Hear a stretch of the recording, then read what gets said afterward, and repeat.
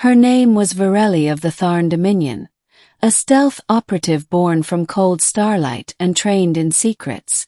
At just 22 solar rotations, she was already a skilled infiltrator, capable of mimicking human speech, behavior, and even emotion. Yet it was all just another weapon in her arsenal. The High Council of Tharn had chosen Earth as their next subject for analysis. Humanity had developed at a dangerous rate, faster than predicted, reckless with ambition, and impossible to categorize. Virelli's mission was simple: blend in among them, assess their weaknesses, and determine if Earth posed a threat to the Dominion. She was given a human form, her pale blue skin masked beneath adaptive dermal weave, her golden pupil slits replaced by soft brown irises. She was inserted into a quiet suburban area under the identity of Vera Lane, a foreign exchange student attending a small university outside of Portland. And then she met him, Aidan Blackwood. He was her primary target. Not because he was dangerous, but because he was fascinating. A young astrophysicist with access to several Earth space monitoring programs. Quiet, curious, and above all kind. Too kind for his own good. Her orders were to observe him closely. But Virelli didn't anticipate how much he would begin to observe her. Virelli's first encounter with Aidan had been awkward. She'd spilled coffee on his research notes at the campus cafe. He'd grinned, shrugged, and said, "Well, I guess that's one way to peer review." He offered to walk her through the calculations again. She agreed, feigning ignorance. Over time, tutoring sessions turned into long conversations about stars, about the loneliness of space, and about what made people feel connected even when galaxies apart. Every moment she spent with Aidan felt like trying to hold her breath underwater. Her mission, her people, her purpose, they all began to feel distant, faded. He brought her old sci-fi books.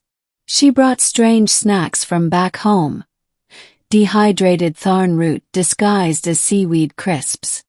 He laughed too loud. She smiled too softly.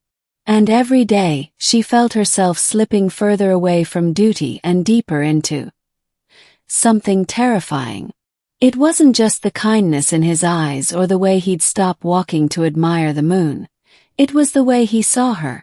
Not as a curiosity or an outsider, but as someone worth knowing. And still she filed her reports. Encrypted transmissions. Hidden in digital backdoors. Subject progressing. Displays strong affinity for extraplanetary thought. No immediate threat. Recommend extended observation. But her people weren't satisfied. A message from command flashed red across her interface. Accelerate findings. Extract emotional data. Use seduction protocols if necessary. Her blood ran cold. Turning point. One night, under the stars of a local observatory, Aidan turned to her and said, "Do you ever feel like you don't belong here?" She froze. He wasn't talking about school or the city. He meant the planet. Somehow he knew. Not the full truth, but something inside him sensed the distance she carried. "I feel that way too sometimes," he said, unaware of the storm inside her. "Like Earth is beautiful, but maybe not the final chapter for some of us." She almost told him. Her lips parted, but no sound came. That night, she didn't file a report. The next day, she received a final warning. Target shows signs of emotional bond. Proceed to memory extraction and prepare for termination. Her mind reeled. Termination. Of Aidan. They wouldn't allow weakness. No sentiment. And now, because she had failed to remain distant, he was marked for elimination. Climax. Virelli ran.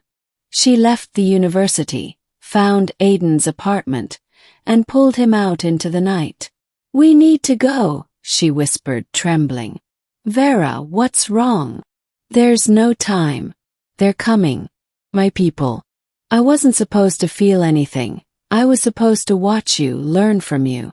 But I can't let them take you. He blinked. Take me. Vera, who are you? She stepped back, then slowly shifted her form. Her eyes glowed golden once more. Her skin shimmered with iridescent blue beneath her synthetic disguise. Aiden's jaw dropped. Holy sh! I'm not from Earth, she said. I was sent to spy on you. I fell in love with you instead. The silence stretched between them like a chasm. I know you probably hate me, she continued, voice breaking. But I had to tell you before it was too late. Aiden did something she didn't expect. He reached out and touched her face. Gently, warmly. I don't hate you. I don't even think I'm surprised. She blinked. I mean, the snacks were weird. And you never seemed cold, even when it snowed. But you were always real to me. And if what you're saying is true, we don't have much time, do we? She shook her head. Hours. Maybe less. Aiden took her hand.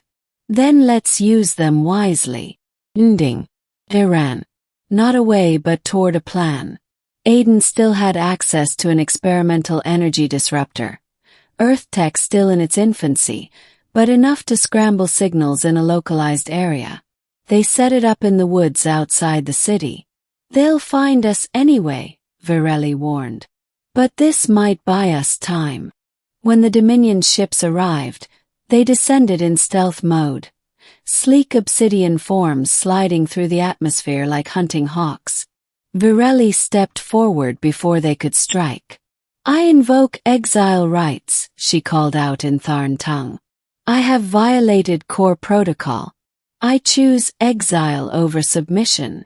The watching agents paused. Then one stepped forward. Her former commander, Tharnis Vel. You would abandon your people for this species. I would abandon orders that condemn life to death. He's not a threat. You are. Tharnis's eyes narrowed. You're tainted. I'm changed, she shot back. And I'm not going with you. The standoff crackled with tension. Then the Dominion ships withdrew. Not out of mercy, but because the Tharn valued efficiency over revenge. A spy who chose exile was already considered dead. And wasting resources on a dead operative was illogical. They left. And Virelli was alone, but not truly. She turned back toward Aiden, shaking. I can't go back, she whispered. I have no people now. Aiden smiled, stepping toward her. You have me. Plug. It wasn't easy. The world wasn't ready for aliens. So Aiden and Virelli kept her truth hidden. She learned to live as human as possible, taking joy in little things. Shared laughter, stargazing, rainstorms. And Aiden, in turn, learned to accept a love that defied gravity and borders. Together they studied the stars, not to escape them, but to understand them better. And though Virelli had been sent to Earth as a spy, she remained as something far more dangerous. Believer in love.